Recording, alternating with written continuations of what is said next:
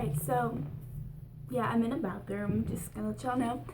Still posting a bedline. My name is Madison. This is my first video on YouTube, so don't judge or be rude in the comments. Really, I'm Madison. I just said I'm 18. I live in Georgia.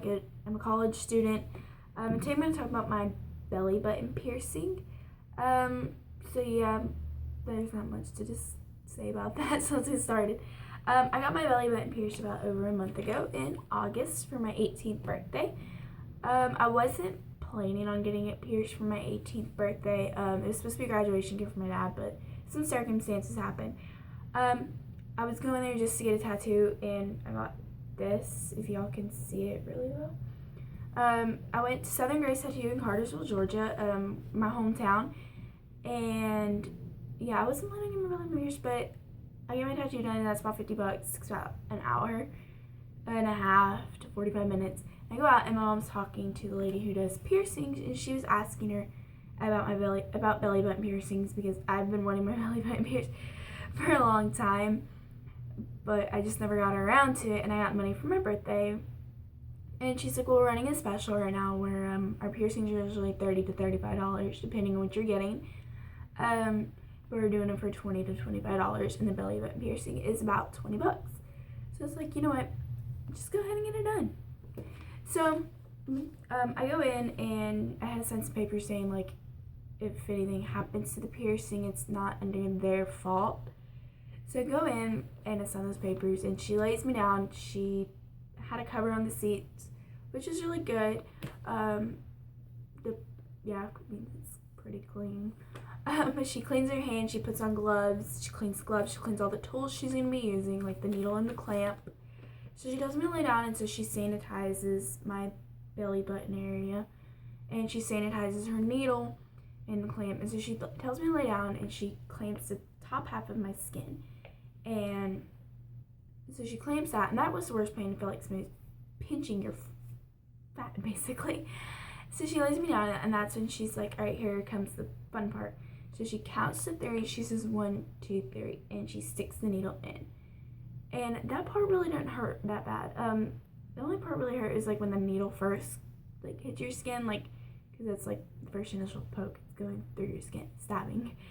But it felt like a little pop, like somebody flicking you, I would say, that much. But I have a high pain tolerance. Some people might, I've heard stories where it hurts really, really bad, but my pain tolerance is pretty high. If you have a pretty high pain tolerance, it should be pretty good. But then she sticks the jewelry in after that, because she doesn't want to wait too long, because it's basically an open wound. And this is the jewelry I got pierced with. It's nothing spectacular.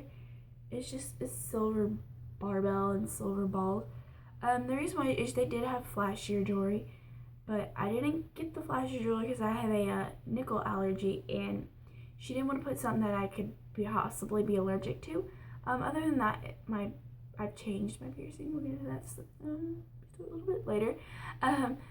But I didn't have any problems with it. So I don't know what gauge it is. But after that, she cleaned me off. It was bleeding a little bit, so do expect a little bit of blood. And yeah, that was basically it. I went out to eat with my parents after that. So, what to expect with it? The next day, it was super, super, super sore, and it was sore for a couple of days. Like, it hurt. I could not lay on my stomach, and if your stomach laid, you're gonna have to get adjusted. You cannot lay on your stomach for about a good 2 weeks. That's what I waited for, and it went pretty good. It was very sore. Like, I couldn't bend down. My dog hit it one time. I almost cried. It was very painful. It was very painful to clean, but you gotta keep it clean because it is an open wound, basically. But what to expect is I clean mine 3 times a day with antibacterial soap. I don't have it with me. I use my grandma's antibacterial. That can be like Dial soap. You can find that at your local drugstore, grocery store. I go to Ingles, and I found it there. I found it at CVS, dollar store maybe even. So I clean it 3 times a day, then once in the morning, once in the afternoon, and once at night. You don't usually, like, once it's like maybe about a month, you don't have to do it 3 times. I do about 2 times a day, usually in the morning or at night if we're about to go to work and I know I'm going to be sweating. I do clean it before then. Do not use alcohol or peroxide, because while it might sound pretty bad, but peroxide and alcohol kill the good bacteria you need for it to heal. and you don't want to do that. You want it to heal properly. And I did use a saline solution. You're going to need a saline solution. They recommended H2 Ocean. You can get that from wherever you're getting pierced at. I've heard you can find it at drugstores. I got mine at my piercer's store for about $10. Or you can do it as sea salt soak. And basically what you do is you get sea salt. You get about a teaspoon and a half sea salt. And you can find sea salt like at your, I found mine at my grocery store. I was pretty shocked. You can find it at your drugstore, grocery store. And you're gonna need a cup of warm water. And basically, I could post a video on that if this gets a lot of views. But yeah, and you just soak it in there for about 10 minutes. You put the cup over it and you soak for about 10 minutes. But yeah, that's pretty much how I clean it. You do not want to change your piercing. Mine recommended 6 weeks at the least. And I waited a little bit before, and mine was fortunately fine. But some people, they can't. I heal pretty quickly, but it takes about a year to fully heal. And I was fine. I changed it just here. I got this from Walmart for like $10. This was my first one I've bought in.